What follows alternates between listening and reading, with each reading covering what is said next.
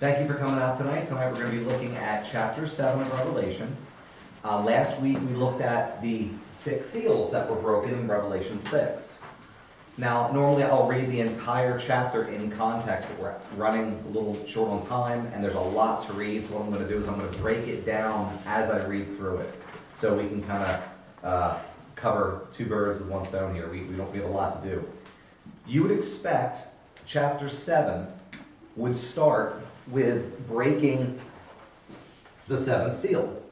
Okay, so we have our Revelation 6 seals. Revelation 7, you would assume, boom, here's the 7th seal. Doesn't do that. There's a pause. All of 7 is a pause giving you a picture of what happened on earth, what is about to happen, and giving almost like a breather. You see this in several places in Revelation, all in the judgments. You have the seal judgments, the trumpet judgments, and then the bowl judgments coming later. In all of those, you have 6, a pause, and then a 7th. It's kind of like either God is getting a breather, relax in a second, giving us a little bit of a reprieve. Could be something like that. It's also very interesting that around at the end of all of these judgment series of 7s, you see an earthquake. So you see roughly in 2 of them, you see an earthquake right at the 6th seal. At the bowls, you see it at the 7th. I believe that's what it is. You have 3 different judgment series. All of them have a pause, and all of them end up at the end with a earthquake. So at this point here, you're going to see, you now go up to, you're still in heaven, looking upon the earth now to see something that's happening. Okay, let's read through this and we'll go from there. Revelation 7, 1 through 4. After this, I saw 4 angels standing at the 4 corners of the earth. That's the 4 directions, north, south, east, west. People think the earth is flat because of that. And they think it's all, a square because it's 4 corners. But the Bible also says the sphere of the earth, talking, I believe, Job. So it's very clear it's a circle. When the sun shines on the earth and makes an eclipse on the moon, it's not a block. All right, it's a circle. So we're on a circle, a sphere. When you see a ship sail away, you see it disappear over the horizon. It doesn't continue. It just gets smaller and smaller and stay there until it gets to China and you see a little dot. It's gone within X amount of miles, it goes over the horizon.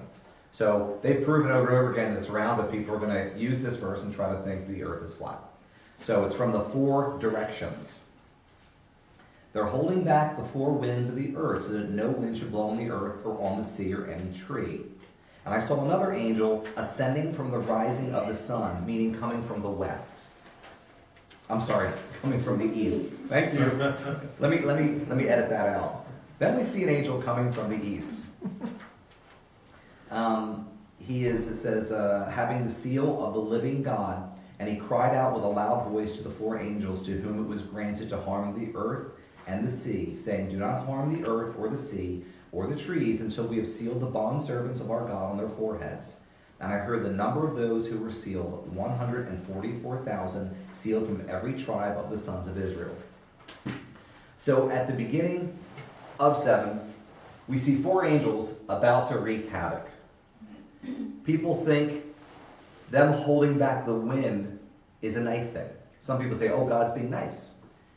When you hold back the wind, that's trouble for the earth. You have no moisture, no rain, no pollination, no seeds dropping, hot. You have the sun beating down on this desert. It's just going to increase heat. You have the cold areas that aren't going to get any heat. It's going to be intense trouble on the earth because the heat's going to build up and not go anywhere. So when the wind comes, takes some of that heat and dissipates it, and takes it to some areas that are cooler. Things get evened out from place to place. When you stop the wind, that's not good. So that is a prelude of what's about to come here. Okay? So you have they're stopped by another angel. So these 4 guys are about to go out and they have authority over certain parts of the earth. An angel comes up and says, don't do it until we seal these 144,000 witnesses. And it says specifically they're Israelites. All right? So let's move on here. Revelation 14, 4, 5, if you look at your notes, this gives you a picture of who these 144,000 are. These are those who did not defile themselves with women, for they remain virgins. They follow the Lamb wherever he goes. They were purchased from among mankind and offered as firstfruits to God and the Lamb. No lie was found in their mouths. They are blameless.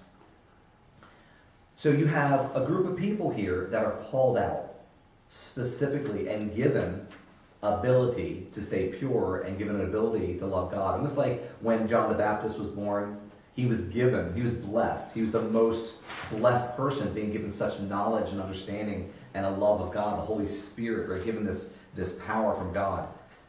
These people are given this ability to not only go out and be a witness in the world and stay pure to God, but to live through it. They're sealed on their forehead, okay?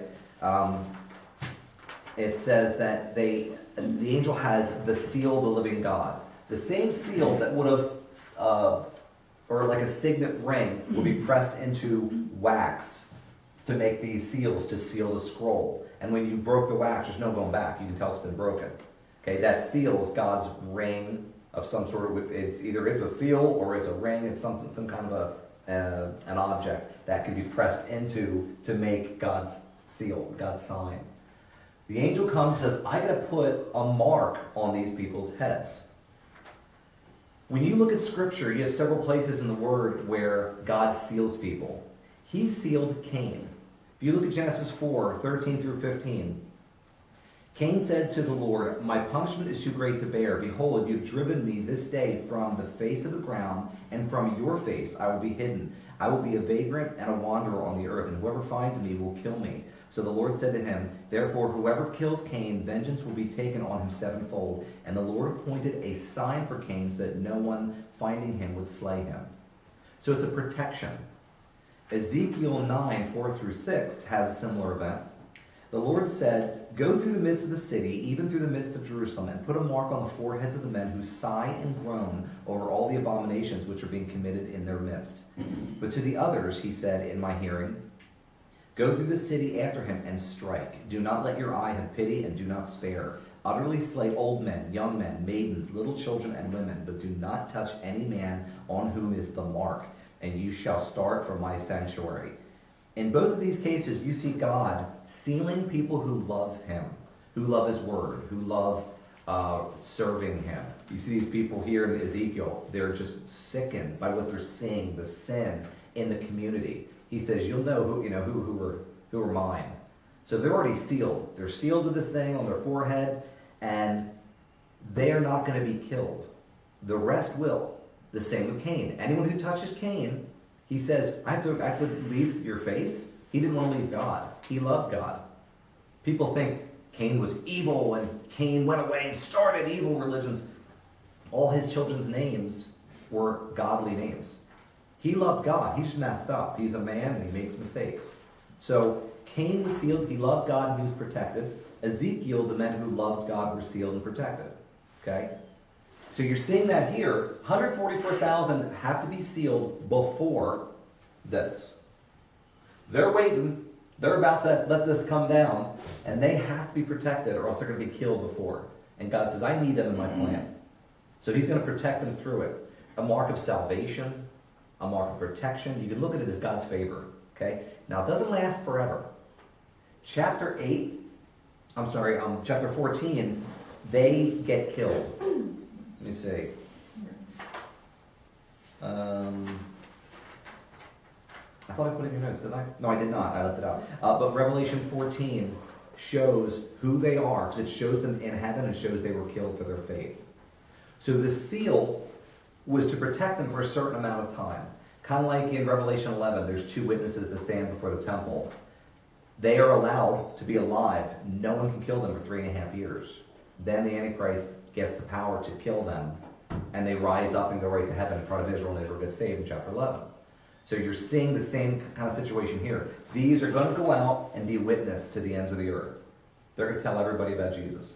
They love God and they're going to serve him for a time. Then chapter 14, their time is up.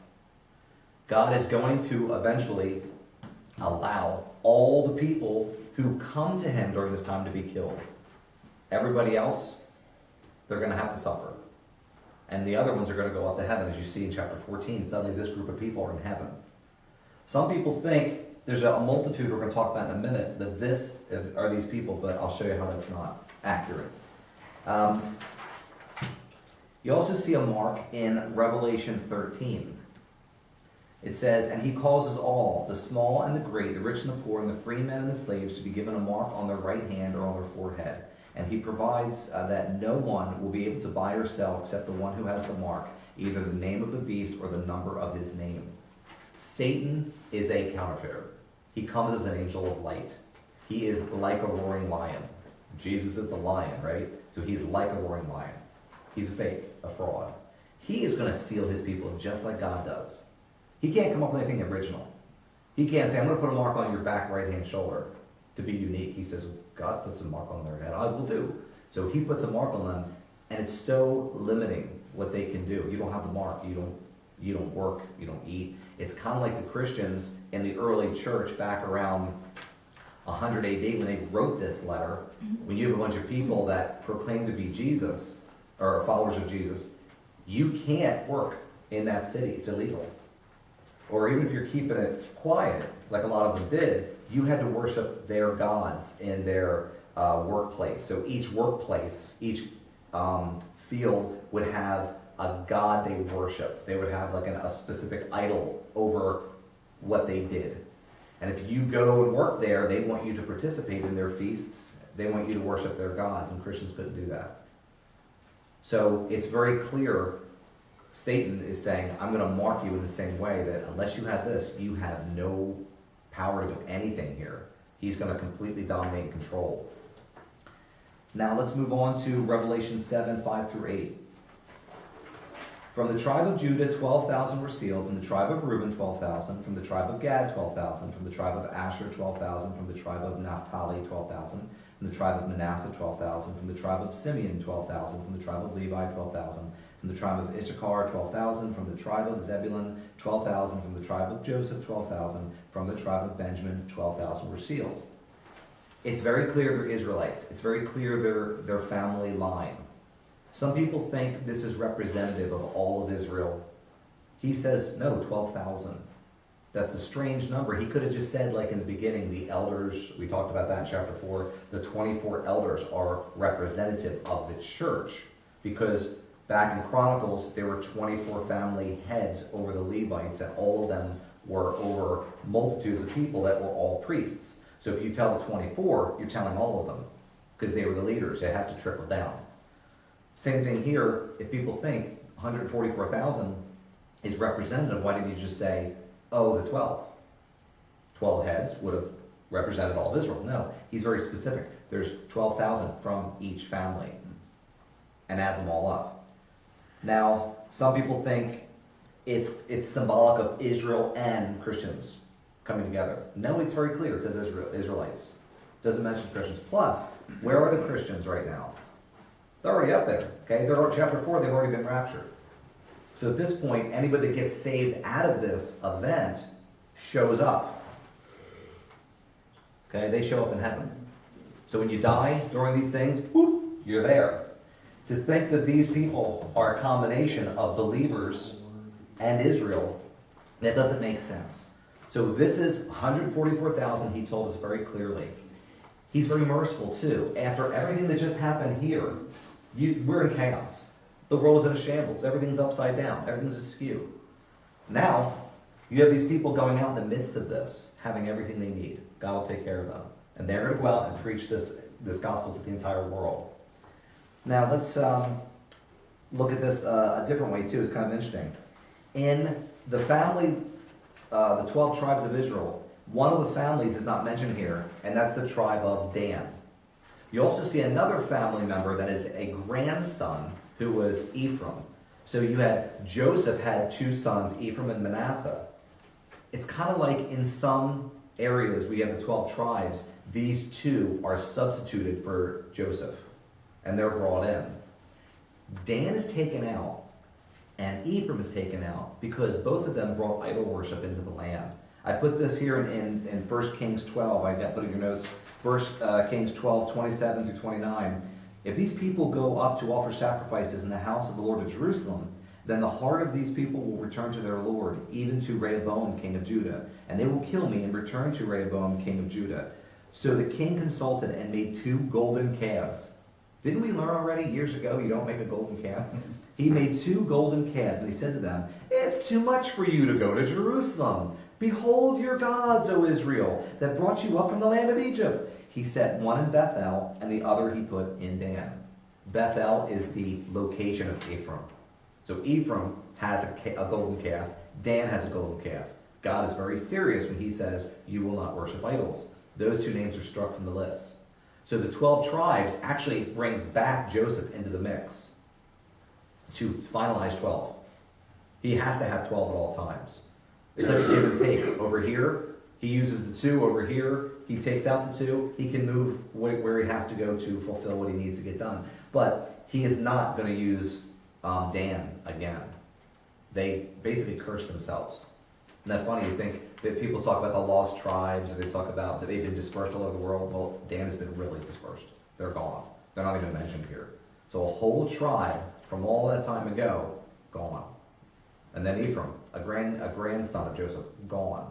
All because they worship idols. A lot of what we continue to do to this day. We go out and worry about football teams. We'd rather watch the game instead of going to church. We'd rather have our hobbies that we do instead of go to church or be part of God. It's an idol. It's no different. And God is not going to be happy with it. He doesn't go, oh, it's okay. It's just, football. I like football too, God says. It's okay. You can knock on the church. No, he doesn't say that. It's a very serious offense to turn to idols. We can't do that. Let's move on to Revelation 7, 9 through 12. After these things I looked, and behold, a great multitude which no one could count, from every nation and all tribes and peoples and tongues, standing before the throne and before the Lamb, clothed in white robes, and palm branches in their hands. And they cry out with a loud voice, saying, Salvation to our God who sits on the throne, and to the Lamb.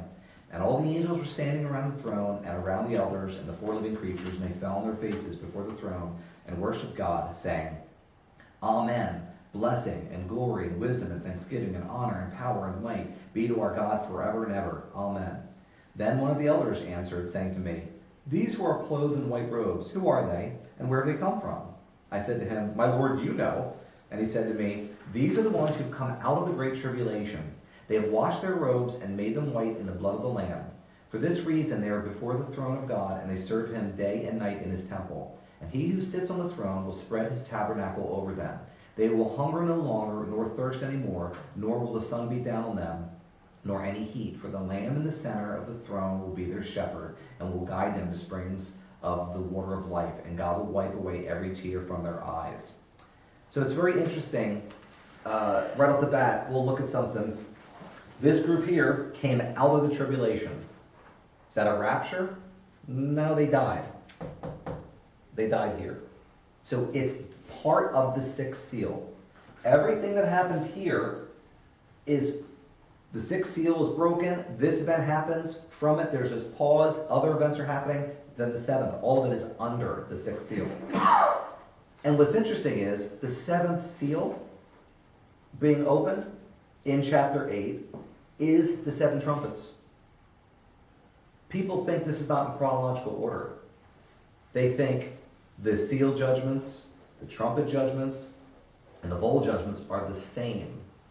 God reiterates, they think. And he keeps giving you a picture because they're similar. The only reason why they're similar is God has a pattern he follows. But if you put them side by side, you'll see they're not the same. And you'll see all of these events, the 7 trumpets, the 7 bowls, come out of the 7th seal. So it's not like the 7th seal is an event and bad things happen. Then he says, okay, now we're going to start the 7 trumpets. He says, the 7th seal broke, and God gave out 7 trumpets.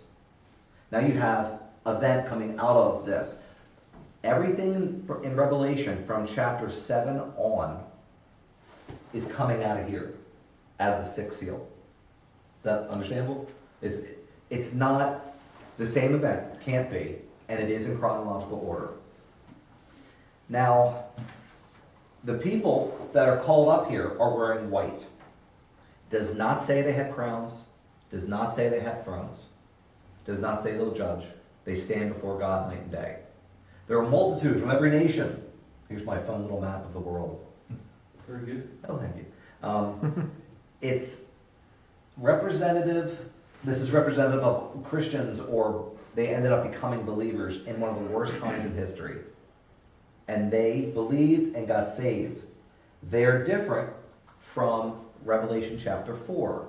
People who've been called out before it all started, who are given crowns and given authority because you believe by faith. These people had to see all this happen and then go, oh, there is a God. Think about the difference in the type of people. Over here, we believe we didn't have to see any of this happen. We didn't have to see miracles. We don't have to hear voices. We don't have to have an angel appear to us to tell us anything. We believe by faith. Not these people. They had to believe in a different way, by seeing. And then it comes to mind. I remember my grandmother, my mom, dad, my brother telling me about these things. Now, they get saved, but there's a different hierarchy in heaven.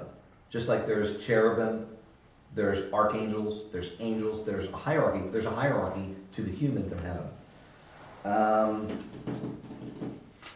Revelation 11:18 says, and the nations were enraged, and your wrath came, and the time came for the dead to be judged, and the time to reward your bondservants, the prophets and the saints who fear your name, the small and the great, and to destroy those who destroy the earth. So there's three different groups: bondservants, prophets, and saints. So you have saints that are raptured out, chapter 4, before this. Then you have prophets, and you have bondservants. They're different groups of people. They have different rewards. The ones who go first, it's very clear. People, I've been debating with people for months, it seems, about pre-trib online, and I put up an article, and then everyone's attacking me saying, no, we get raptured at the end. Then who are these three groups of people in heaven? Because it says this group came out of the tribulation, which means the tribulation started back here, and suddenly there's humans in heaven that came out of it. So why would they be allowed to go to heaven, but then the rapture isn't till the end? Why wouldn't they all just go at the same time? So when you look at the pictures and just read it in order, you go, this doesn't make sense, because Revelation chapter 19 says we all come back with him, not he comes for us. So there's already people in heaven. We're already in heaven. There's people in heaven. These people were marked. This is an event that's happening on earth. This is happening in heaven. Two different views, chapter 7. He shows you what's happening there, what's happening here. Then you're going to move into Revelation chapter 8, when the seventh seal is broken, and we'll go into that next week. Now, it's pretty neat that you see these groups of people standing for God, even after all they've been through, singing and praising him. And it's nice to see that, like it says, they will no longer hunger or thirst anymore. The sun won't be down on them, nor heat. Everything that happened here, they won't go through anymore. He's referencing every single bad thing that happened. And he's like, don't worry, I'm going to take care of you now. Come on, he says he puts him in his tabernacle. That picture, almost like Isaiah 26 says, come my people, enter your rooms for a little while until the indignation shall pass. You're going to go to the room that God created for you. In John chapter 14, Jesus says, I go to prepare a place for you. Okay? They're going to the rooms. The bondservants? Yeah. Okay. The bondservants. Isaiah 26 is a picture of pre-trib rapture, but you got a room. He went, as soon as you got saved and put your faith in him, he started building. He is a room for every single one of us. And they're all going to get it. And he says, you'll be in his tabernacle, right? He will spread his tabernacle over them.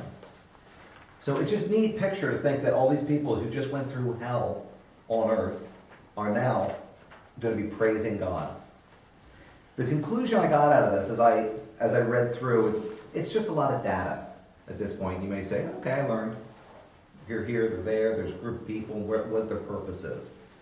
I try to look at a whole thing. I read it over and over again. I say, what's God trying to show me? And the thing I saw was, these guys have no idea what's coming. They just went through a horrible time. Both of them saw the truth and put their faith and love in God. One day these people will be up in heaven and they'll be praising God, chapter 14. It's neat to see the praise. When you look at Revelation 1, you hear praise. It says, Revelation 1:6, He's made us be a kingdom and priests to serve his God and Father. To him be glory, power forever and ever. Revelation 4, it steps up. Now you have people in heaven. The rapture has happened, and we're singing to God. The first one is John. John's just saying, wow, man, this is fantastic, and he's singing to God. Now the church is like, whoa, we're in heaven. It's amazing. And it says, Revelation 4:11, you are worthy, Lord and God, to receive glory and honor and power. For you created all things, and by your will they were created and have their being. So it stepped up a little bit. So glory and power. Now it's glory, honor, and power. And then you go to Revelation 5. Then I looked, and I heard the voice of many angels around the throne, and the living creatures, and the elders, and the number of them was myriads of myriads, and thousands of thousands, saying with a loud voice, worthy is the Lamb that was slain to receive power, and riches, and wisdom, and might, and honor, and glory, and blessing. And then a little lower it says, and to the Lamb be blessing, and honor, and glory, and dominion. They just keep adding. So it's like they're adding wisdom and might. They're adding dominion. Then you go here to Revelation 7:10-12, and they cry out with a loud voice, salvation to our God who sits on the throne, and to the Lamb. And all the angels were standing around the throne, and around the elders, and the four living creatures.